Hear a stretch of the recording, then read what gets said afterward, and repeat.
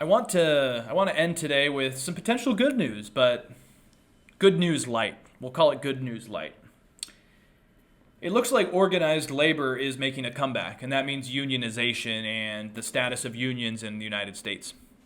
There's an article in The Conversation, bear with me, it's kind of a long segment, but I think it's worth reading. The article in The Conversation writes here in quotes, April 1st, 2022 may go down as a pivotal day in the history of American unions. In a result that could reverberate in workplaces across the U.S., the independent Amazon labor union got the better of the previously unsuccessful anti-union efforts, the previously successful anti-union efforts of the online retailer. It means that Smalls' warehouse in Staten Island, New York will be the first to have a unionized workforce. On the same day, Starbucks Workers United, an organization affiliated with Service Employees International Union, won yet another election, making it 10 out of 11 wins for the union since first succeeding in Buffalo, New York in December 2021. And this is really good news to see. I think we are seeing this occur because during the pandemic, kind of the veil was pulled off of a lot of American life and American work and inequality. You know, people, especially factory workers, Amazon workers, basically blue-collar workers, were overworked, underpaid, and saw how the other side was able to stay home and work from home and spend more time with their families, still get paid approximately the same amount of money, and just more enjoy their lives. Also now inflation, healthcare is still expensive. Companies like Amazon do not provide a lot of benefits for people as far as I'm concerned. And since inflation has spiked, these pay raises that we keep seeing have not really been pay raises. They've just been maybe keeping up with inflation at best. Maybe. I don't even know if that's true, to be honest. Now, before we continue, the Amazon Labor Union was first formed in 2020 by Chris Smalls, an Amazon worker who was fired for protesting what he called inadequate COVID-19 safety precautions. And I do remember reading and watching him back when I was locked down during the pandemic. And that was when I think we really started to see people go like, hey, like the rest of the world is taking this seriously and we still have to just keep doing our thing. And I do remember this guy because he was completely slammed by Amazon in a very racist manner. They called him inarticulate and not intelligent, and they, I guess, just tried to make him the face of the movement and slander him.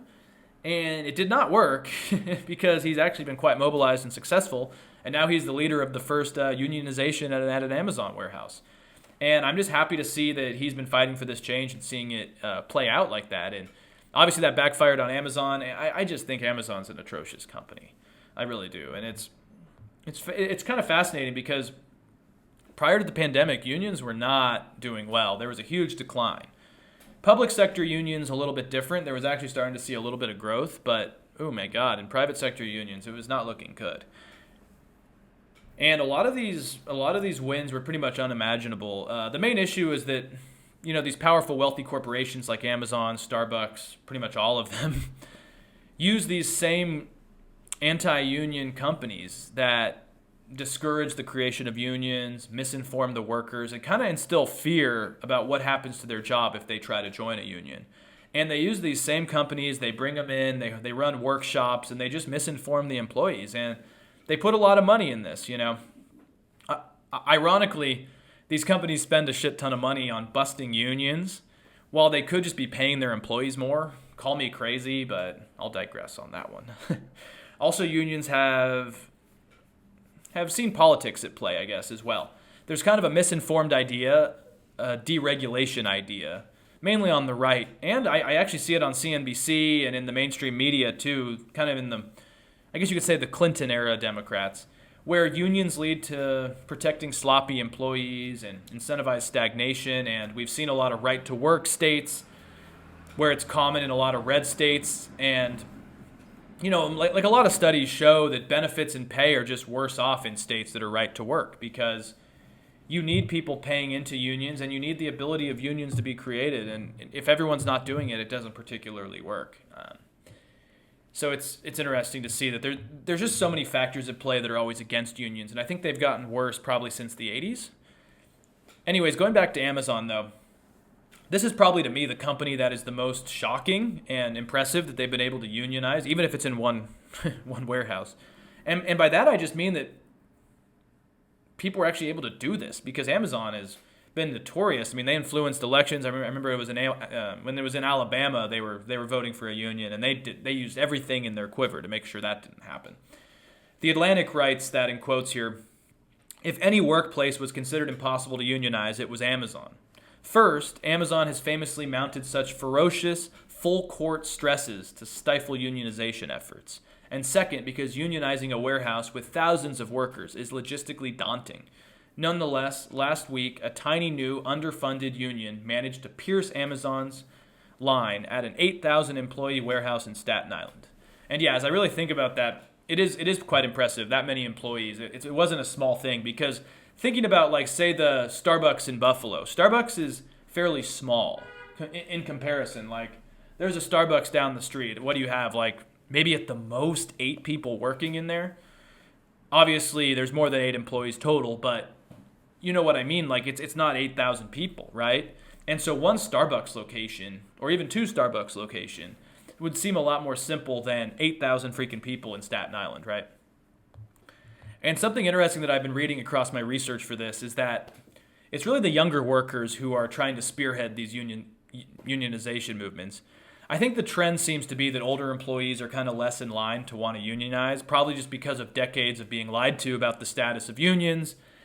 They usually are a little bit more pragmatic, and I think the younger generations are a little bit kind of tired of being pragmatic. Now, I complain about some of the aspects of the younger generations, especially Gen Z. There's definitely a lot of problems there, I think, but there is a fire in them that wants to change the world, and I think we're seeing that really play out here. Now, of course, it should be noted that this is a victory for sure, but the trend is going to be tough because corporations around the U.S. are going to bring in all the union-busting experts they can, and they're going to up their game in trying to stop this from happening. Interestingly, yesterday, Howard Schultz officially returned to Starbucks as the interim CEO, according to Vice. Now, this guy ran as an independent for the 2020 election, seemed out of touch then. Now he seems really out of touch. He's a very skilled speaker, but he's clearly good at busting unions or finding ways around it. And so it would have been ironic if he actually did end up getting further in the 2020 election cycle, just because look at where we're at now. Can you imagine having a president like him? But anyways, apparently he went on the attack yesterday. In quotes, he said that companies like Starbucks are being assaulted by unionization campaigns. And the rhetoric has been similar, like I said, in Amazon, even on Fox Business, CNBC. These poor companies, they're just getting assaulted by unions. Oh my God, what are we going to do? And he continued on saying, we can't ignore what is happening in the country as it relates to companies throughout the U.S. being assaulted in many ways by the threat of unionization. He went on to say that he is not anti-union, but pro-Starbucks.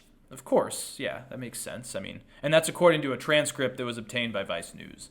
And more perfect union. And okay, of course you're pro-Starbucks, you're the damn CEO or interim CEO.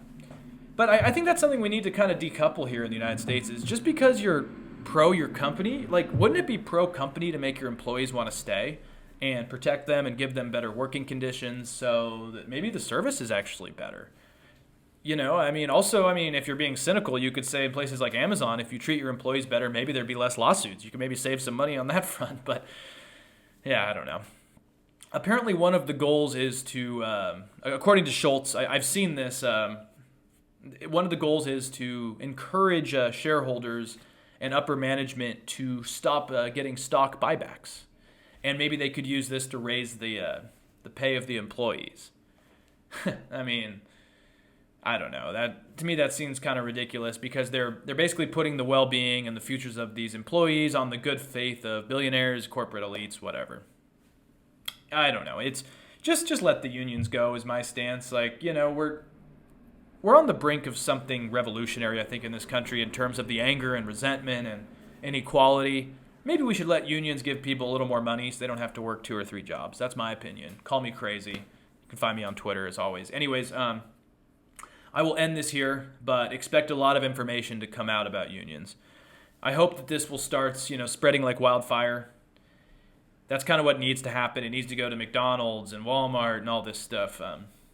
But it gets difficult because right now these unions are localized efforts mainly, And to join a larger union and to make a national attempt at this would be quite expensive and time consuming, but I think that's eventually what they will need to do. So anyways, thank you guys for listening. Like I said, you can find me on Twitter, Apple Podcasts, iTunes, Podbean, Spotify. Check out the old podcast, Tonic Accord, if you want to hear some more of our theory conversations over the years. Anyways, have a great day, and I'll be back on Friday. Stay safe and sane, and I think it's good we're seeing some growth in unionization.